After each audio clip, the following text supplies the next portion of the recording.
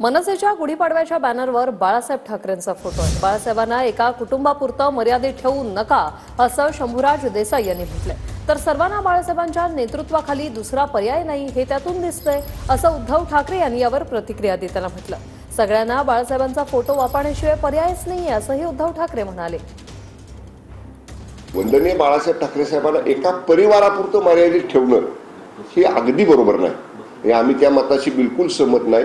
ते अख्खं जगभर, देशभर, जगभर आज वंदनीय बाळासाहेब ठाकरे साहेबांना वंदन करणारी माणसं आहेत। त्यामुळे आपलं वंदनीय स्थान जे आहे त्यांचा जर आदरानं आपण फोटो वापरला वंदनीय म्हणून, तर तो वापरण्याचा अधिकार प्रत्येकाला, त्यांच्या प्रत्येक चाहत्याला, त्यांच्या प्रत्येक अनुयायाला, त्यांच्या विचारावर श्रद्धा असणाऱ्या लोकांना आहे। त्यामुळे यात राज ठाकरे साहेबांनी काही वेगळं केले किंवा मनसेनं काही वेगळं केले असं मानायचं बिलकुल कारण नाही। सर्वांना बाळासाहेबांच्या नेतृत्वाखेरीज दुसरा पर्याय नाही हेच त्यातून दिसते।